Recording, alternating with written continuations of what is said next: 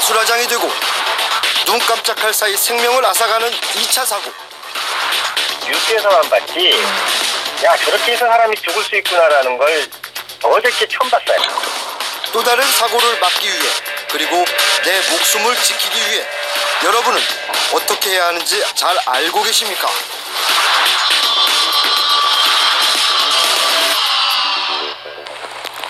비까지 내린 뒤라 유난히 어두운 밤이었습니다. 그날 밤 비가 내렸어요. 다른 날보다 더 어두운 밤이었고, 그날 홍경표 씨의 두 아들은 오랜만에 야구를 본 뒤 직접 차를 몰고 집에 돌아오던 길이었습니다. 형 즐겁게 한다고 그 야구장, 목동에 있는 야구장을 가서 둘이서 있다가 친구들하고 같이 좀 얘기 좀 하고 이러다가 이제 그 시간에 귀가를 했던 거죠. 그런데 차가 갑자기 고속도로 한가운데서 무언가와 부딪힌 뒤 튕겨져 나갔습니다. 그리고 옆 차선에서 시속 120km로 달려오던 승용차에 그대로 들이받다. 이제 둘째는 이제 그 자리에서 이제 바로 사망을 했고, 20살, 딱 20살, 20년. 아들들이 타고 있던 차가 처음에 부딪혔던 건 뭐였을까? 중앙분리도 받고 혼자서 그냥, 그리고 차가 돌아서 버린 겁니다, 이렇게. 그러면서 전원이 아웃이 된 거예요. 그리고 서 있었던 거예요, 그냥.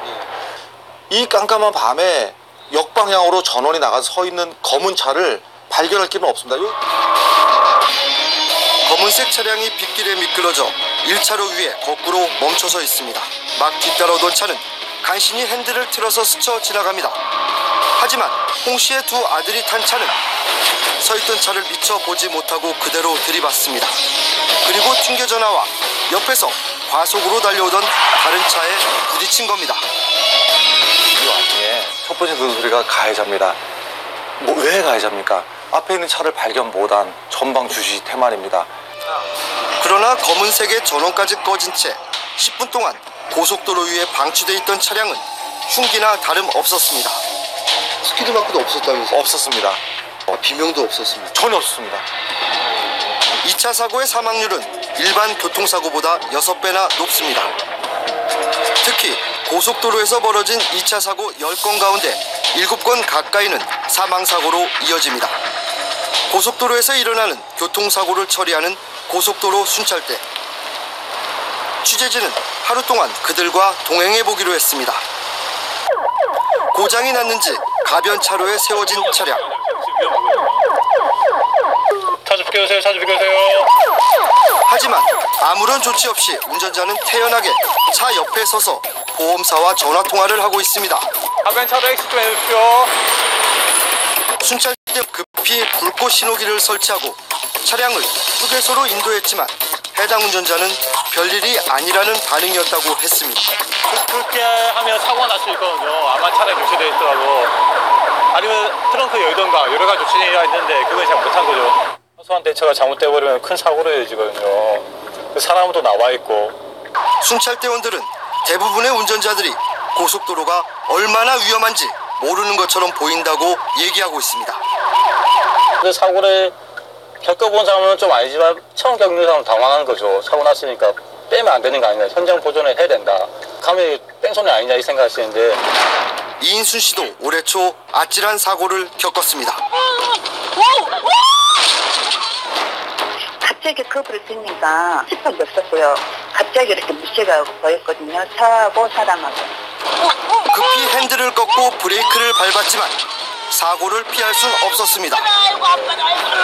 그 사람들 안 치려고 그냥 갓길로 저희들이 이렇게 피한 거였죠. 5년 된 차였거든요. 네, 안 된 뒷차였죠. 이 씨는 갈비뼈가 부러지면서 전치 16주 진단을 받고 큰 수술까지 받았습니다. 나중에 한 사실이지만 도로 한가운데 서 있던 사람들은 접촉사고를 낸 뒤 서로의 잘잘못을 따지고 있던 것이었습니다.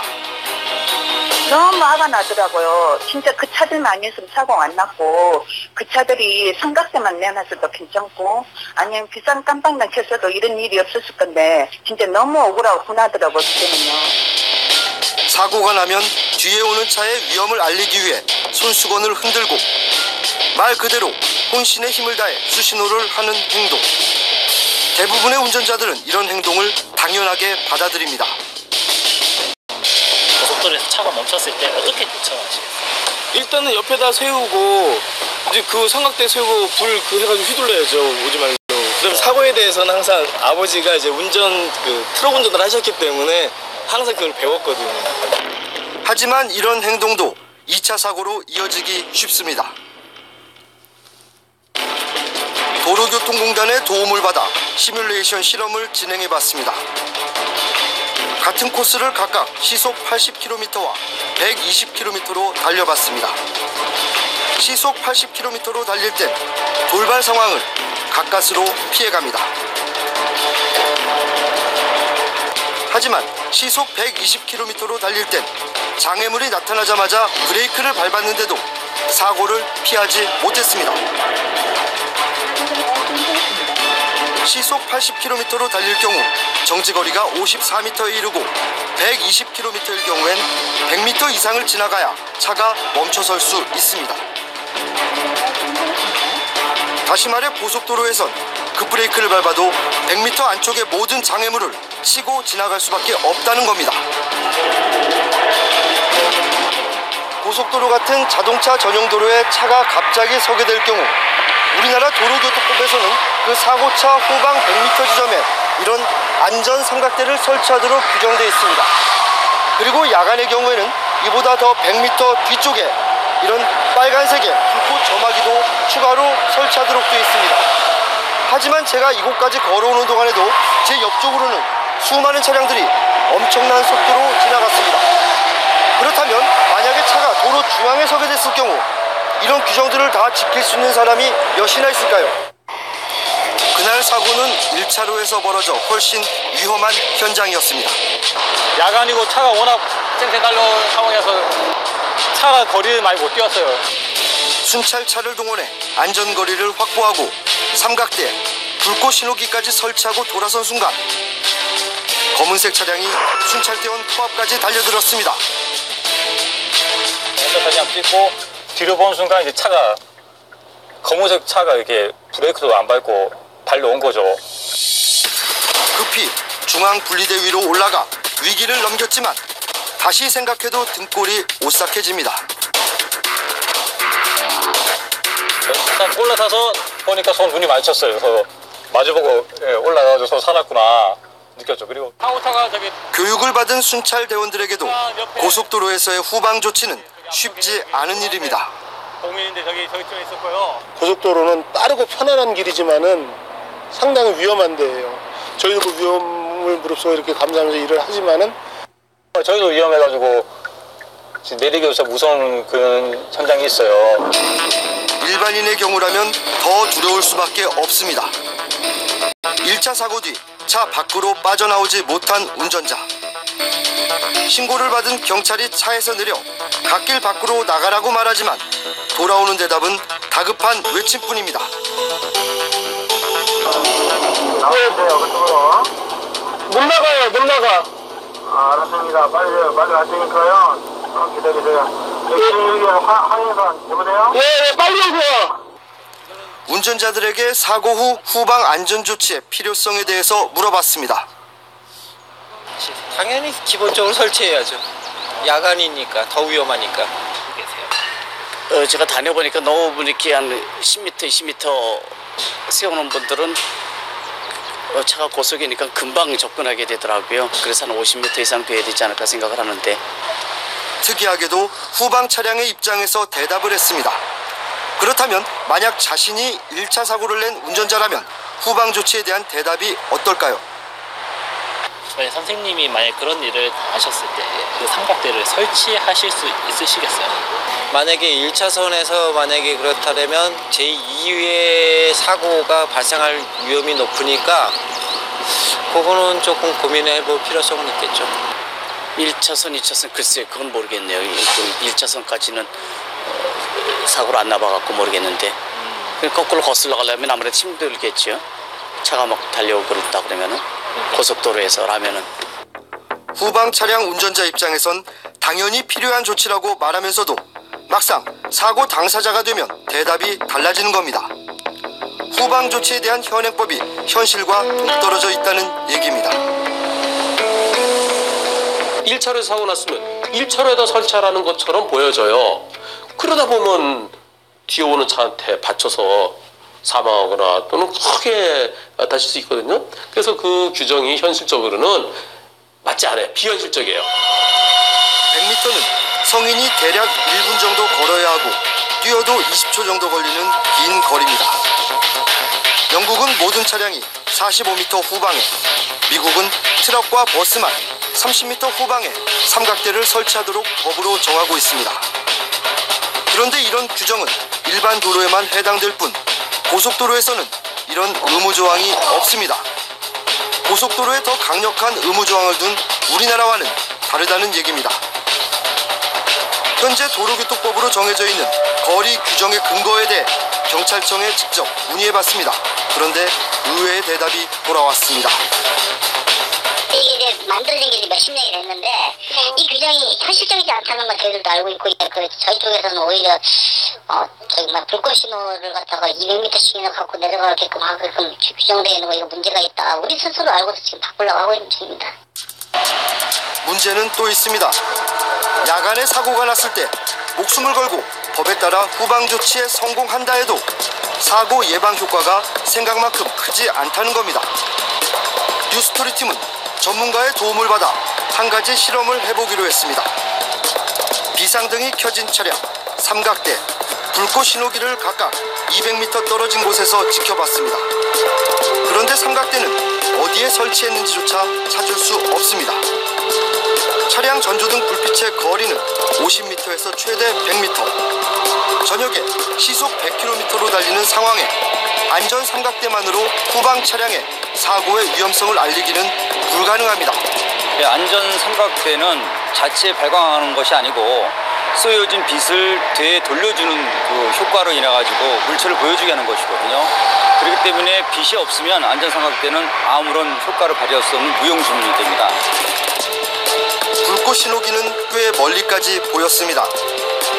문제는 이 불꽃 신호기를 설치해도 그 의미를 아는 사람이 많지 않다는 데 있습니다. 불꽃 신호기라고.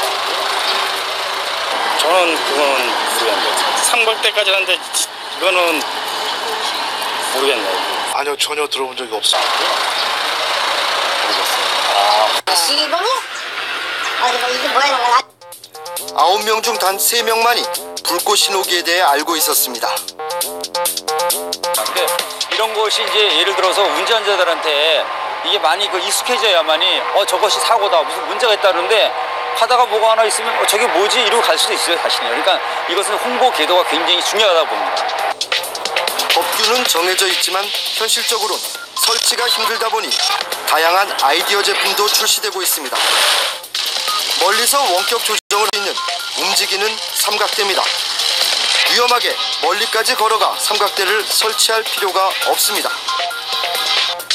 일반적인 불빛이 아닌 화살표 모양을 한 제품도 새로 출시됐습니다.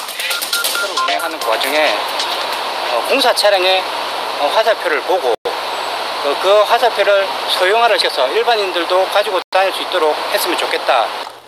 차 위에 직접 설치할 수 있어 가시성도 뛰어납니다.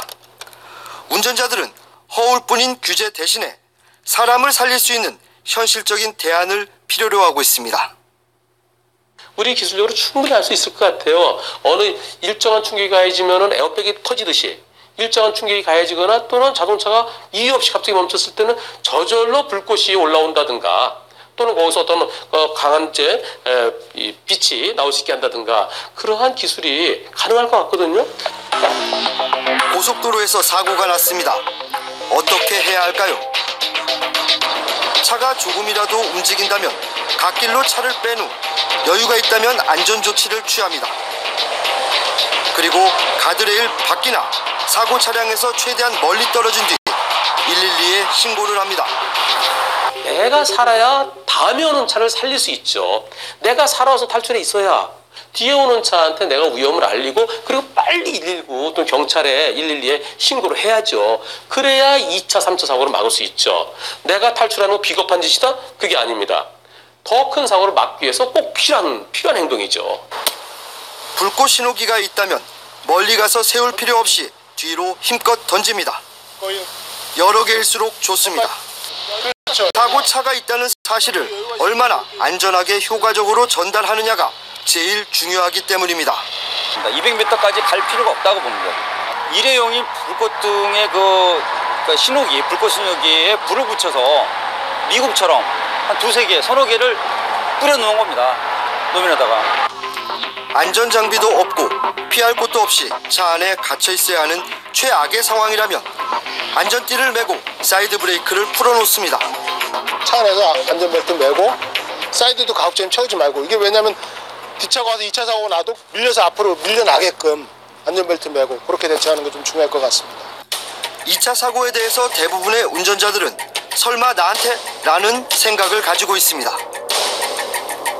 혹시 삼각대 같은 거 해보셨어요? 차가 멈췄을 때 뭐 대처 같은 거 잘 하실 수 있어요? 아니, 그런 건 해본 적이 없다. 요즘 우리나라 차 좋잖아.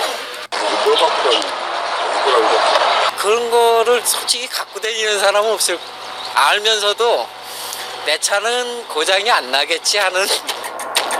하지만 사고는 언제 누구에게든 일어날 수 있다는 것을 절대 잊어선 안 됩니다. 또 운전대를 잡으면 반드시 사고 뒤 행동 요령을 되짚어보는 습관이 2차 사고의 피해를 줄일 수 있을 겁니다.